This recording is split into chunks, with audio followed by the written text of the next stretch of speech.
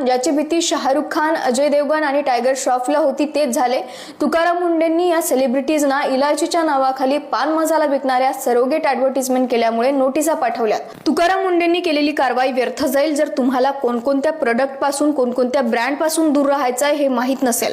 त्यामुळे मी सांगते ती लिस्ट लक्षात ठेवा। सर्वात आधी ओल्ड मंक ही दारू, या दारूमध्ये फक्त 5% अल्कोहोल असतो, बाकी 95% न्यूट्रल अल्कोहोल असतो विथ आर्टिफिशियल कलर्स, जे तुमच्यासाठी हानिकारक असते। फॉर्च्यून कंपनीचे सनफ्लॉवर ऑइल, गोवर्धन कंपनीचे तूप, FSSAI सांगते हे खाण्यायोग्य नाहीये। डाबर कंपनीचे हे सर्व प्रोडक्ट, गायचे तूप, मध, कोकोनट ऑइल, कोकोनट मिल्क, तिळाचे तेल हे 100% शुद्ध नाहीयेत।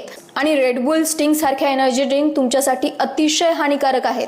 अमूल सारख्या कंपन्या सुद्धा FDAच्या रडारवर आहेत, ज्या शुगर फ्री आईस्क्रीम सांगून लोकांना मूर्ख बनवत आहेत, पण ते फक्त त्यांचं ब्रँड नेम आहे। महाराष्ट्रातील या सर्व आयुर्वेदिक कंपन्यांचे लायसन्स परमनंटली सस्पेंड करण्यात आले। तुकाराम मुंडे सरांना फक्त